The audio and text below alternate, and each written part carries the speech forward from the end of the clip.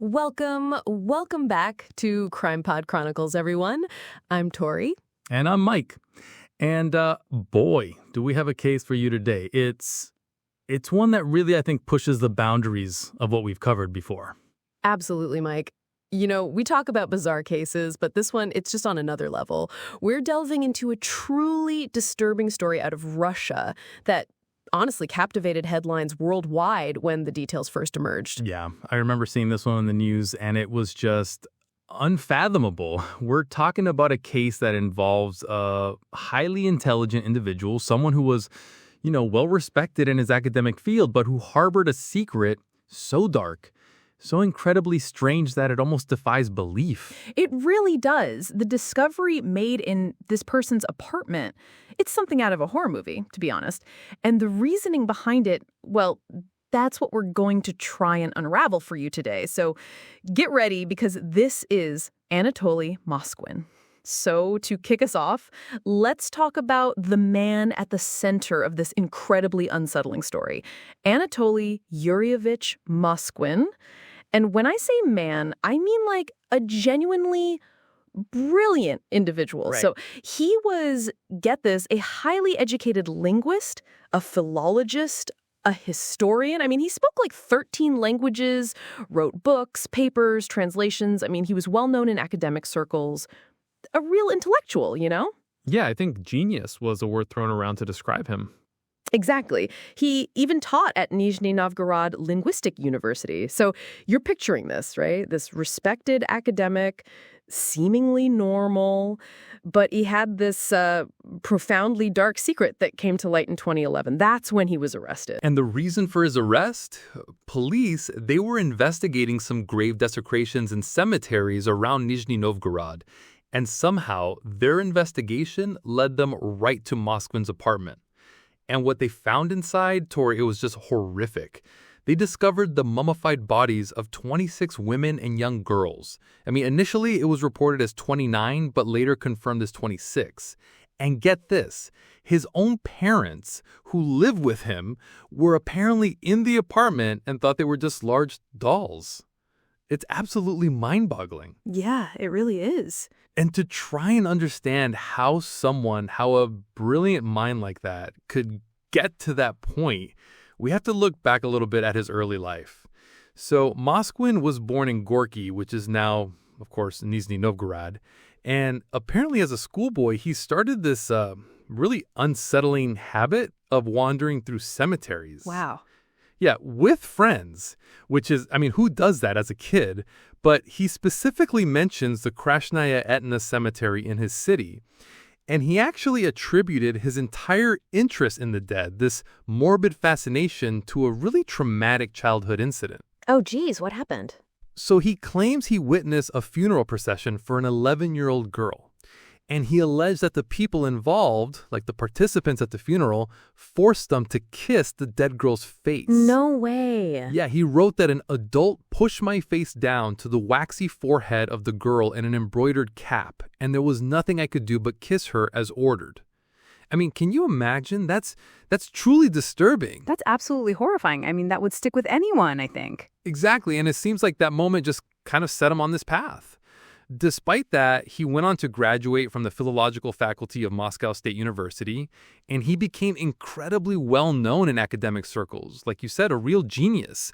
His main interests were Celtic history and folklore, languages, linguistics, but he also had a really deep interest in cemeteries, burial rituals, death, and, the occult. So it wasn't just a fleeting interest from that one incident. It became like a core part of his academic pursuits almost. Absolutely. He actually had a personal library of over 60,000 books and documents, which is just insane. And he also had this large doll collection, which in hindsight is just eerie. Fellow academics, they called him a genius, but they also described him as extremely eccentric. So it sounds like he always had a few quirks, but nothing that anyone would suspect would lead to something this dark. Yeah, it really is. And to try and understand how a brilliant mind like that could get to that point, we have to look back a little bit at his early life. So Moskvin was born in Gorky, which is now, of course, Nizhny Novgorod. And apparently, as a schoolboy, he started this really unsettling habit of wandering through cemeteries. Wow. Yeah, with friends, which is, I mean, who does that as a kid? But he specifically mentions the Krasnaya Etna Cemetery in his city, and he actually attributed his entire interest in the dead, this morbid fascination, to a really traumatic childhood incident. Oh, geez, what happened? So he claims he witnessed a funeral procession for an 11-year-old girl. And he alleged that the people involved, like the participants at the funeral, forced him to kiss the dead girl's face. No way. Yeah, he wrote that an adult pushed my face down to the waxy forehead of the girl in an embroidered cap, and there was nothing I could do but kiss her as ordered. I mean, can you imagine? That's truly disturbing. That's absolutely horrifying. I mean, that would stick with anyone, I think. Exactly, and it seems like that moment just kind of set him on this path.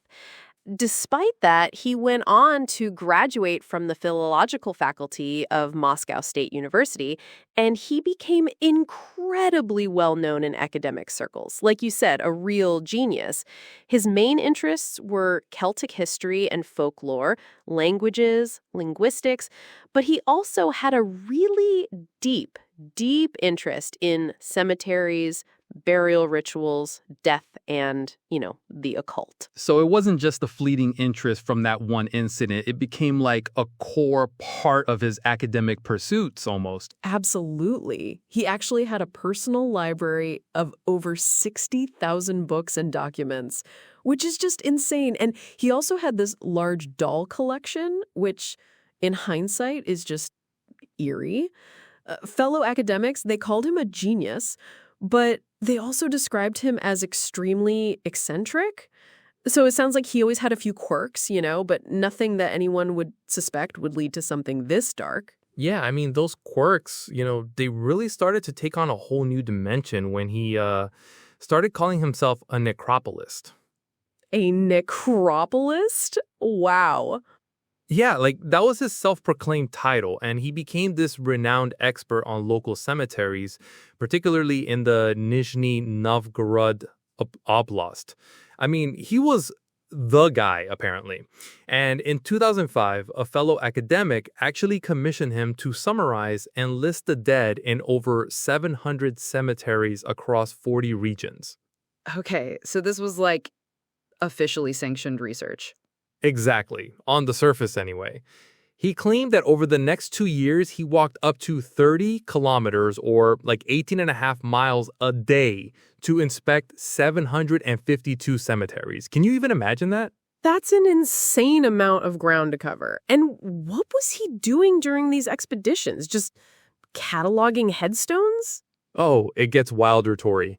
He said he drank from puddles, slept in haystacks, abandoned farms, and get this, he sometimes even slept in the cemeteries themselves, on the grounds. He even spent the night in a coffin that was being prepared for a funeral. No way. Seriously?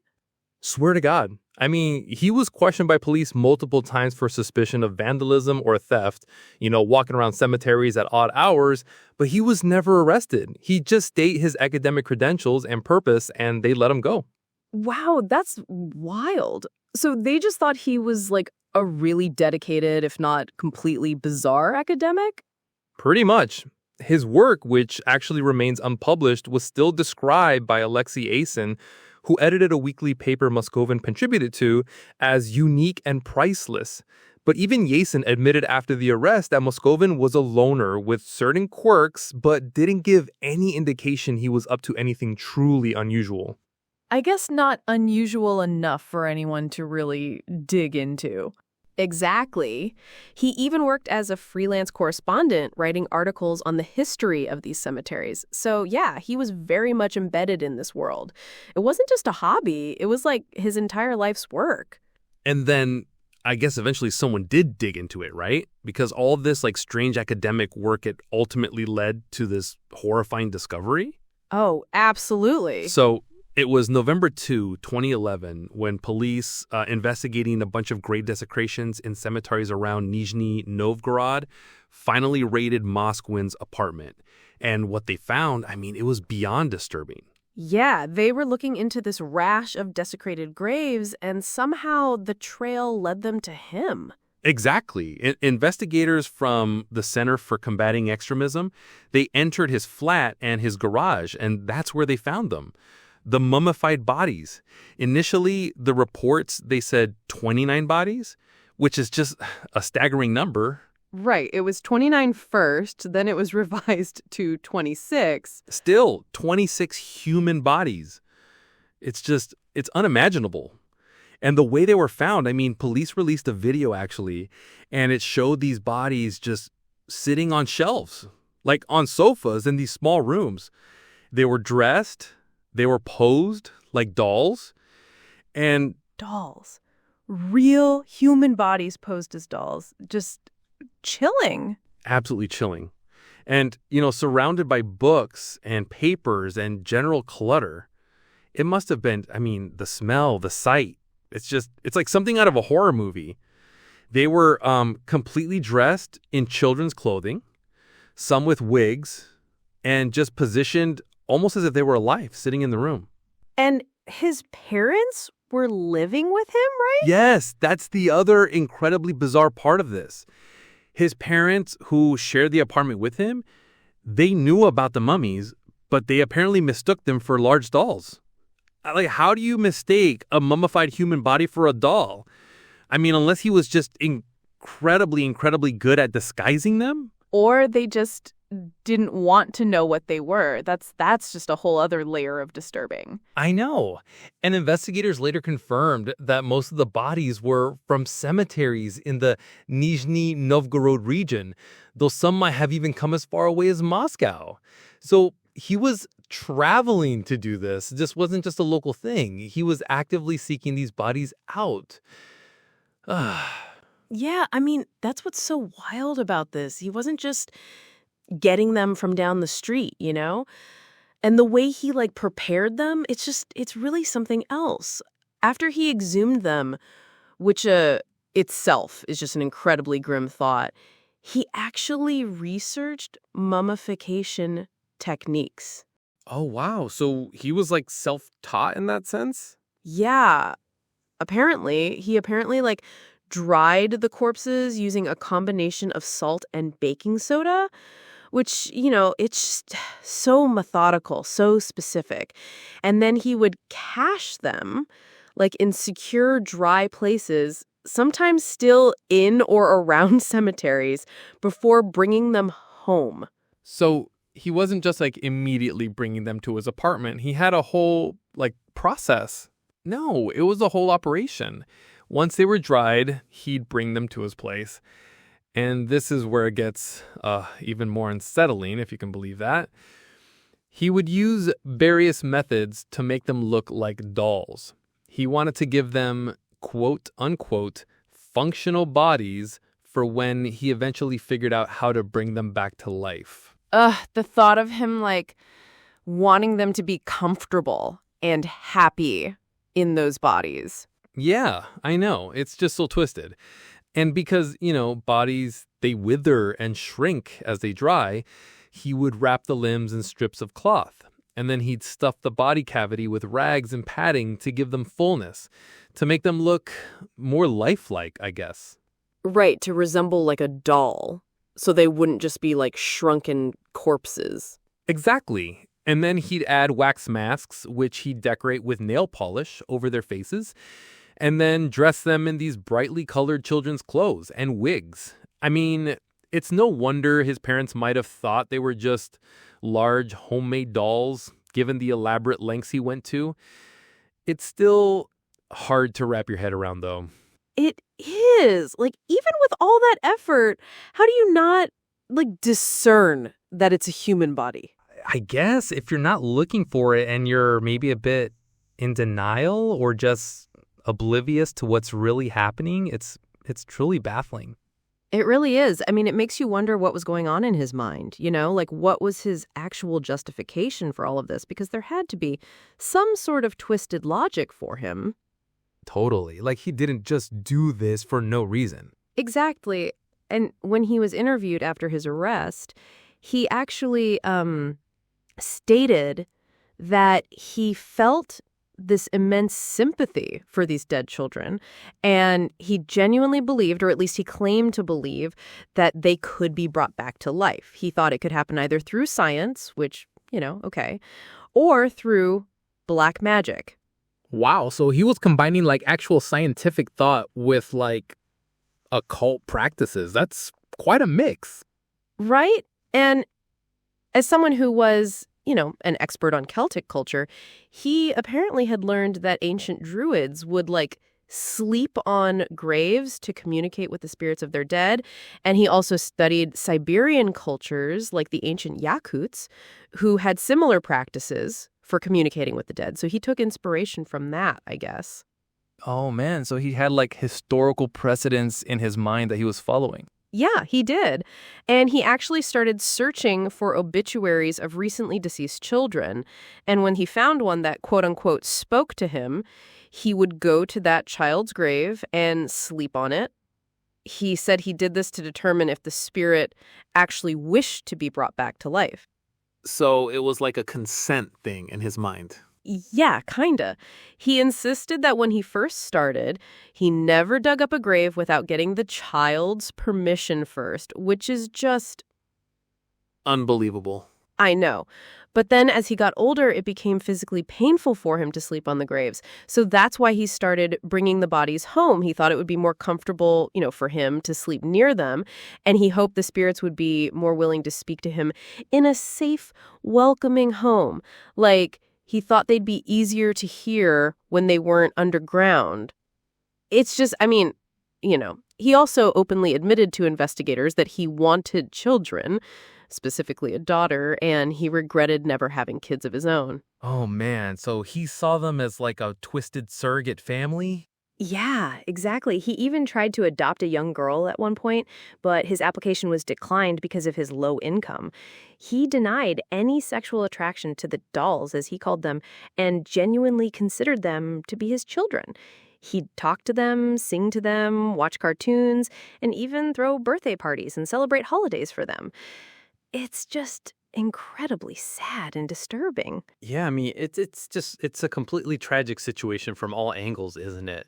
But, speaking of his mental state, after his arrest, there was a psychiatric evaluation, right? And it determined that Moskvin actually had a form of paranoid schizophrenia. Oh, wow. So he wasn't just like a cold-blooded killer or anything. He was genuinely ill. Exactly. And because of that diagnosis, in May 2012, he was sentenced to a court-ordered psychiatric evaluation. He was deemed unfit to stand trial, legally he couldn't face the charges in a traditional sense. The court released him from criminal liability, but instead he was sentenced to coercive medical measures. Basically, he was committed to a psychiatric hospital where he's been ever since. So he's still there now. Well, his stay has been reviewed regularly, over the years. His treatment was extended multiple times, like in 2013, 2014, 2015. A spokesman in 2014 actually stated that after 3 years of monitoring him, it was absolutely clear that Moskvin is not mentally fit for trial. So he was just kept under psychiatric treatment at the clinic. That's a long time. It makes sense, but it's still a long time. Yeah, it is. And get this, in September 2018, his doctors actually petitioned the court to release him for outpatient care from home. Wait, seriously? After all that? Yeah, they did. But then a subsequent psychiatric evaluation in February 2019 found that it was still too early to release him. So the hospital, they withdrew their petition. He's still, as far as we know, confined.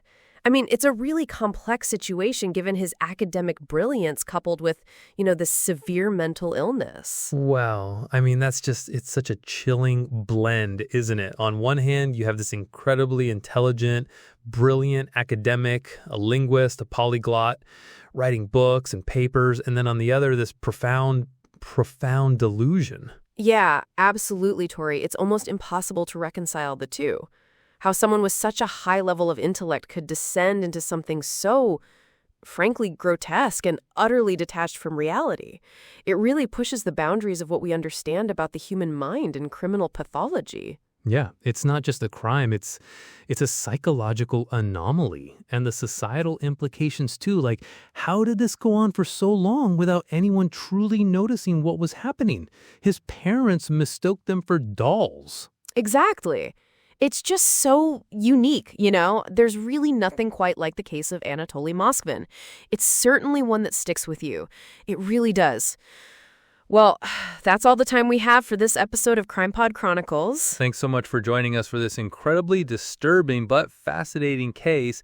And next week, we're diving into a different kind of darkness, a cold case that baffled investigators for decades. You won't want to miss it. Until then, stay safe, and we'll talk to you next time.